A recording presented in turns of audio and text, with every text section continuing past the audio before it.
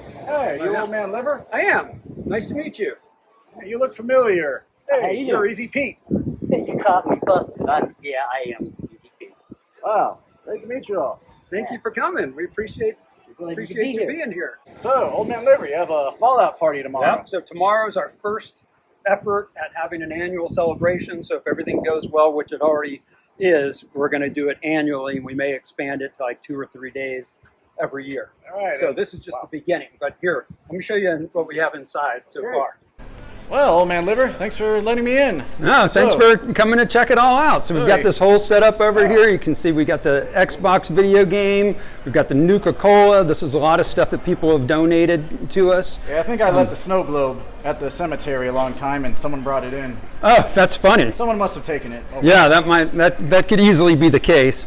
And then we just recently set up this Xbox here so people can play Fallout while they're actually on the premises of the Pioneer Saloon and Great, Goodsprings great. General Store. We got our flags up here. we We don't choose sides. We're neutral as we are with everything with the Pioneer, NCR and the Legion. right? We stay neutral just like with politics and motorcycle clubs and street gangs. So that's part of our mantra. And then we're lucky enough to have Gordy here, who's been our CMO, Chief Maintenance Officer, for about 20 years, and allegedly they actually based the character off of the character of Easy Pete off of Gordy. So Easy Pete, the demolitions expert. Yeah. Pretty much, yeah. Howdy. What can Easy Pete do for you? you actually carry dynamite with you, or I don't have it with me now, but that's good because that would be not compliant with county regulations. So I'm glad. Okay, well, just in case the prisoners get loose. Well, you know, I can handle that part. Okay, so how'd you come into ownership of the Pioneer Saloon? Well, apparently Sort of this area? there was a poker game that occurred with the previous owners, and so luckily that did not happen. But yeah, acquired it last year in September, and we are embracing our Fallout background, and it's one of these things that's very important to us because we have so many historical things that have happened here on the premises, and people talk about like poker game where someone was shot in 1915 and 1940s with Clark Gable and Carol Lombard and her plane crash over here, but then now it's nice to have a younger generation that's interested in the property, and so we keep having historical things happen to us, which is amazing, and God knows what's going to be in the future. So Yes, I've been here before. I've heard people from Europe and all over. Oh, yeah, Just so- leave items. Yep, so every day we have Fallout fans come to check out the property, and then tomorrow we're going to have people from all over Australia, Europe, all over the country. I've already met people coming in during the week to just check it out, and they're from every state you can imagine. Yeah, So Planet somewhere. Wow. yeah, we're hand making some sarsaparilla.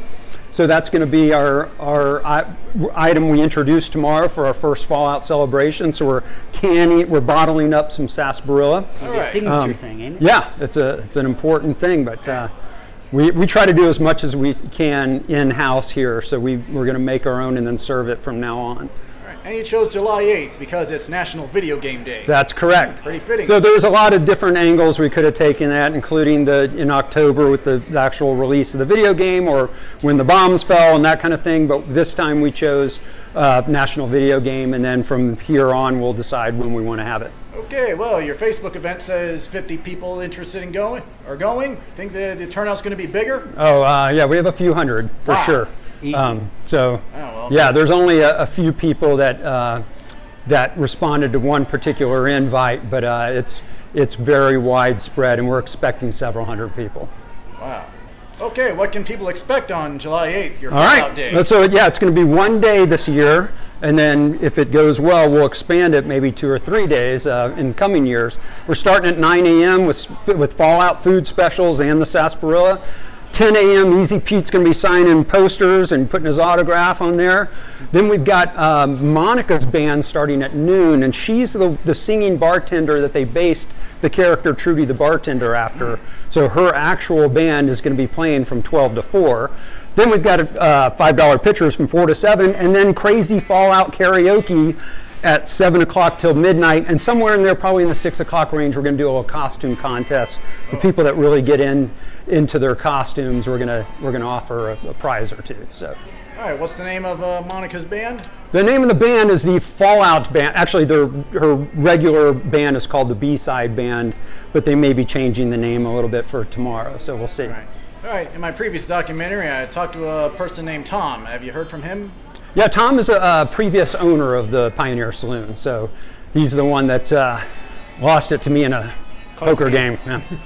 Which I'm not supposed to really talk about because I guess my attorney doesn't like it when I talk about.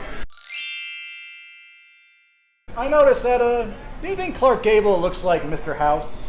I know Mr. House is based on Howard Hughes, maybe Nikola Tesla, maybe Walt Disney, but I think I see some Clark Gable in Mr. House.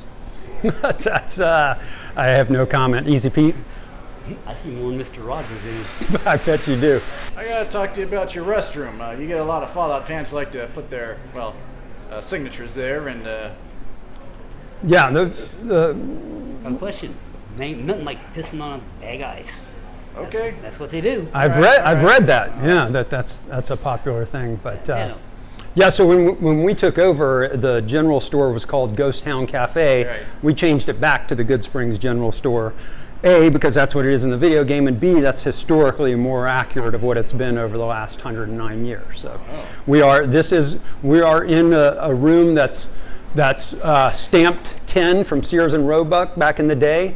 This is both this building and the Goodsprings General Store Nevada historical landmarks, so we can never change the ceilings or walls, not that we ever would want to, because it's amazing. You got what upstairs? Spares. Spare 10. That's good, because it's going to be hard to find 109-year-old stamped 10 in the same shape. But yeah, so these two buildings are historical landmarks. There's a lot of great stories. I don't know if you saw the bullet holes coming in or not. Yeah, so just to the left of the door when you're walking in the saloon are these 3 bullet holes, which I've had several military people confirm that they are real bullet holes. Some people believe they date back to a 1950 poker game where someone was shot, an out-of-work miner got belligerent, he was drunk, he tried to cheat, dealer shot him, lay dead on the floor for 10 hours before the coroner made it. That we know for sure did happen.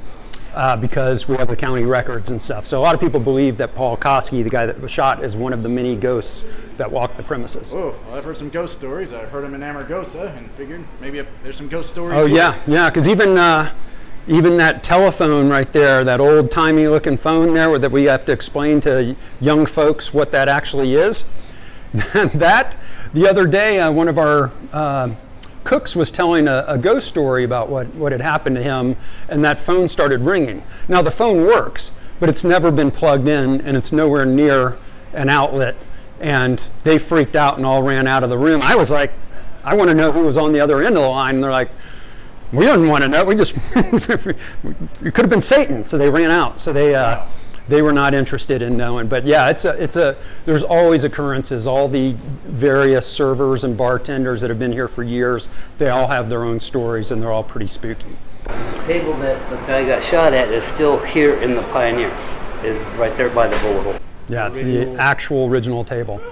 It's funny because even since I've taken over, I've had some really weird things. I've been here by myself in the middle of the night, seen things in the corner of my eye, felt presences, heard weird noises that were not human. Have you got any one of those ghost shows to come here? here? We are on all the ghost adventures and all those types. They all stop by here, and we still do pretty regular filmings and paranormal investigations and those kind of things. So the ghost is a part of the vibe, and they've never hurt anybody. They're just mischievous.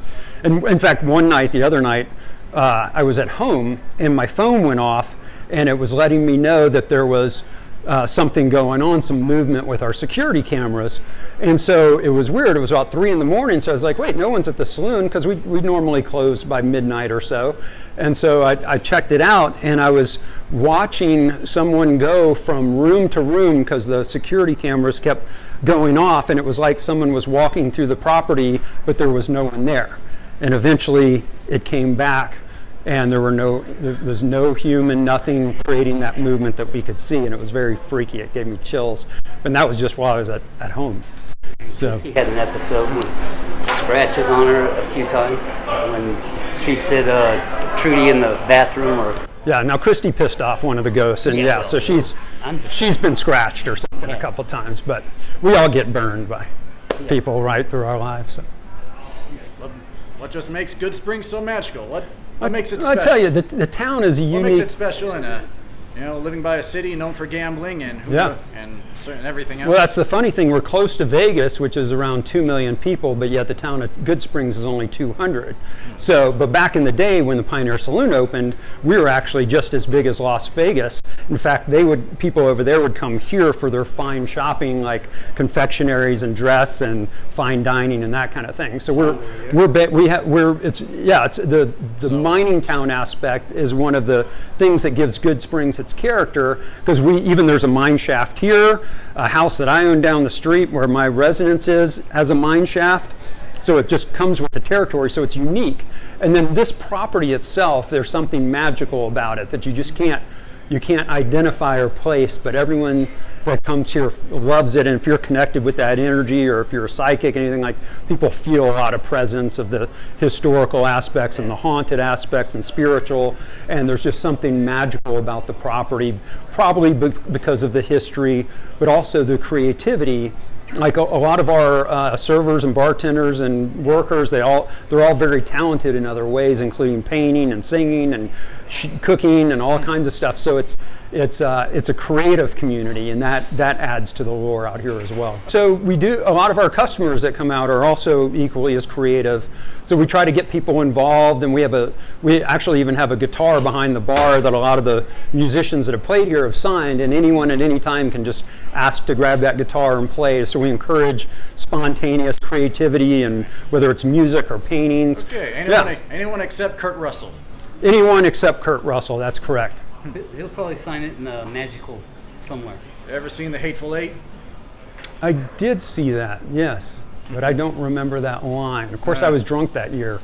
So in that movie, they had a guitar on loan from a museum, and it was used in the 1860s, and they were supposed to swap out that vintage guitar with a prop, but Kurt Russell smashed the vintage guitar anyway. Got the Kurt Russell reference now. Thank you for helping me. Like I said, Easy Pete and I together equal like 2 brain cells compared to a normal person. A lot of brawn, no brain. Right? Reeves, maybe you might want to say, well, maybe one of our events will be guitar smashing, and I don't know if you feel comfortable with that. Guitar smashing? Yeah, like we'll have a guitar smashing contest, and we'll dedicate it to Kurt Russell or something. Oh, that's funny. Yeah. It's up to you. Yeah. Las Vegas has gotten bigger over the years. Has Goodsprings gotten bigger? No, Goodsprings stays a pretty even 200 people coming and going. I don't see it changing because people don't come out here to develop it. People in Goodsprings want to get away and live a rural life, so I don't think it's going to expand with Vegas. But at some point, Vegas will expand as far out here as Jean and Goodsprings. So that will happen in time. We do got a turtle reserve and a horse reserve out here too, so they can't build on the turtle reserve. Oh, so there's places here that's protected by, let's say, the Endangered Species Act. Yes, sir. And all those environmental protections. And he's one of the endangered species. Yeah. So that's why we got wild horses out here all the time. Yeah. Donkeys. Donkeys, a lot of coyotes, bobcats, wild horses. So there's a lot. It's neat stuff to see. And the town of Goodsprings is actually 3,700 foot elevation compared to Las Vegas, which is 2,000. So it's about 10 degrees cooler out here, which is nice during the summer, not necessarily during the winter, because people come out here not expecting to see snow, and they'll be like, "Whoa, wait a second! I thought this was Vegas." I'm like, "Not really," but we can grow things out here that you can't grow down in the valley, and so it's a very friendly, welcoming community. Everybody's crazy, but in a good way and fun. So, yeah. Why do you like coming out here yourself? Fallout New Vegas got me interested, but I just love the small town feel that's just away from the city. Yeah, because I know I've met you before. You came and introduced yourself like a year or so ago. Told you about that documentary, and I've grown to love them. And now here we are. Yeah. You said you were coming back to do that, and that's what we did. Be very hungry, very thirsty. I heard the burgers and beer are good. Oh my gosh. We're known worldwide for our burgers. Yeah, specifically the Ghost Burger, which actually has ghost chilies in it. Now, we dial it down so it doesn't kill you while you're eating it. It's more flavorful than it is painful. Now, if you want something painful, because we get some cocky people that like some spicy stuff, we introduced the Poltergeist burger a few months ago that not only has the ghost chili sauce, but also habanero sauce and grilled jalapenos on there. So if you really want to hurt your colon, that's people that love spicy stuff love the Poltergeist burger. Okay. Oh, maybe there'll be some Fallout themed entrees in the future. Oh, yeah. Maybe Deathclaw steaks or Brahmin burgers. Brahmin meat. We have not divulged the Fallout menu for tomorrow, but you will be able to check it out at 9 a.m. Okay, I'll be glad to see it. I'll order something. Yep. All right. Thanks, Gordy. Well, Older Man Liver, thanks for talking to me. Thanks for coming out. Talk to you. No, it's a privilege for us to, and we appreciate you coming out and enjoying the property with us, and we hope more and more people come throughout the years. Okay, thanks. This was Einon Zer's birthday weekend. Has he been out there? I've read that, but I haven't seen him yet. Okay, well, I've emailed him and interviewed him. Let's say hi to. Let's wish Einon Zer a happy birthday. Happy birthday! Happy birthday, Einon. Thanks for tuning in. Thanks for watching. Come here. Come to Goodsprings anytime. We'll see you soon.